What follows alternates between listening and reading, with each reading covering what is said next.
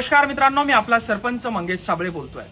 मागच्या जवळजवळ 7 वर्षापासून जनहितासाठी आंदोलन करतोय आणि त्याचं बक्षीस या ठिकाणी आज मला मिळालेलं आहे। सन्माननीय सिटी चौक पोलीस स्टेशनचे एसीपी यांच्याकडनं ही नोटीस मला मिळालेली आहे।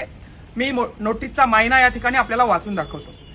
प्रति मंगेश संजय साबळे, वय 27 वर्ष, राहणार गेवराई पायगा, तालुका फुलंब्री, जिल्हा छत्रपती संभाजीनगर। आपणास या नोटिसीद्वारे कळवण्यात येते की तुमच्या विरुद्ध पोलीस ठाणे सिटी चौकच्या वतीने कलम 56(1)(अ) व महाराष्ट्र पोलीस कायद्याप्रमाणे पुढील अभिकथने करण्यात आली असून तुम्हास छत्रपती संभाजीनगर जिल्हा व जालना जिल्ह्यातून 2 वर्षाकरता हद्दपार करण्यात यावे असे या कारवाईत सुचवले आहे। मला छत्रपती संभाजीनगर व जालना जिल्ह्यातून 2 वर्षासाठी तडीपार करण्यासाठीची ही नोटीस आहे। त्याचं कारण काय? मी कलेक्टरला बोललो म्हणून नाही, मी सीओला बोललो म्हणून नाही, मी संविधानिक पद्धतीने किंवा असंविधानिक पद्धतीने काही वेळा आंदोलन केले म्हणून नाही, तर याच्यामध्ये 2 साक्षीदार पकडून आणण्यात आले आहेत आणि त्यांची साक्ष घेण्यात आलेली आहे। मी आंदोलन करतो, मी समाजासाठी भांडतो म्हणून तडीपार करत नाहीये, तर या छत्रपती संभाजीनगरचे सीपी सन्माननीय पवार व डीसीपी अतुलकर या दोघांनी IAS पदावर असताना संविधानाचा गैरवापर करून मी आंदोलन करतो म्हणून नाही, तर माझ्या विरोधात 2 साक्षीदार उभे केले, त्यांना खोटी साक्ष द्यायला लावली आणि त्यासाठी ते गुंडगिरीचे, व्यसनाचे आणि खंडणीचे गुन्हे या पद्धतीचे त्यांच्याकडनं दाखल करून घेतले आणि ते या 5 पानाच्या नोटिसीमध्ये त्यांचे जाब घेतले आणि मला तडीपारीसाठी त्यांनी पात्र ठरवलं। खरतर या जिल्ह्याचे सीपी सन्माननीय पवार सर व या जिल्ह्याचे डीसीपी सन्माननीय अतुलकर दोघांचे मी आभार मानतो। आपण दोघेही IAS अधिकारी आहात आणि संविधानाचा योग्य पद्धतीने आपण वापर करता आहात। आपल्याला एखादा मुलगा आवाज उचलतोय तर त्या पाठीमागचं कारण शोधण्याऐवजी त्या मुलाचा आवाज कसा दाबायचा, सामान्यासाठी लढणाऱ्याचा आवाज जर का तुम्ही दाबणार असाल तर उद्या सामान्यावरही अशी कारवाई तुम्ही करणार नाही याची काय गॅरंटी आहे? खऱ्या अर्थानं शहरामध्ये मर्डर होत असताना, अवैध धंदे सुरू असताना, शहरामध्ये अन्यायाविरुद्ध आवाज उचलणाऱ्या लेकरांवर, अन्यायाविरुद्ध आवाज उचलणाऱ्या तरुणावर अशा पद्धतीने तडीपारीची कारवाई करण्यात येते आणि याला राजकीय वास देखील मला येतोय।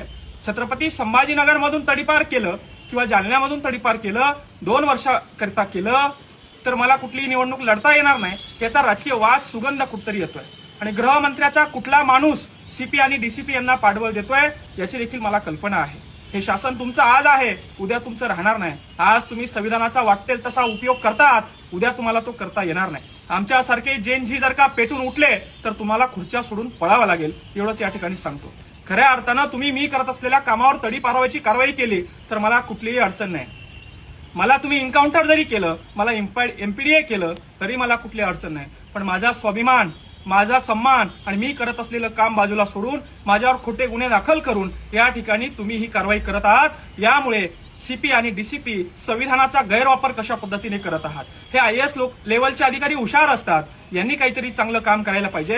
यांच्या कर्तृत्वावर देश आज टिकून आहे असं कुठेतरी वाटत होतं, मात्र हे IAS लेवलचे सीपी आणि डीसीपी अतुलकर आणि पवार हे दोघंही राजकीय नेत्यांची कठपुतली झालेली आहे असंच कुठेतरी दिसून येतं। मागच्या वेळी जेव्हा मला हे सीपी पवार साहेबकडे घेऊन गेले, पवार साहेब वारंवार मला एकच प्रश्न विचारत होते, गाडी का जाळतो, गाडी का जाळली, गाडी का जाळली? मी सांगितलं, अरे बाबा, माझ्या समाजाचं रक्त सांडलं होतं, माझ्या समाजावर लाठीचार्ज झालता म्हणून गाडी जाळली।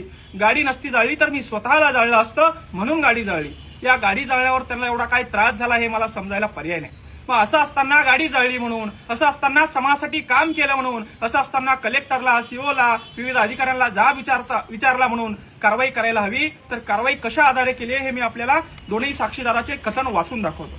सुमारे 1 महिन्यापूर्वीची गोष्ट आहे, साक्षीदारास नेमकी तारीख आठवत नाही। संध्याकाळी 7:30 वाजेच्या सुमारास साक्षीदार शेतात राहत असल्याने किराणा सामान घेण्यासाठी आमच्या गेवराई पायगा गावात आलो होतो, तेव्हा आमच्या गावातील ग्रामपंचायतच्या बाजूला असलेल्या मोकळ्या मैदानात मंगेश साबळे आणि त्यांचे काही साथीदारी नशा करत बसले होते।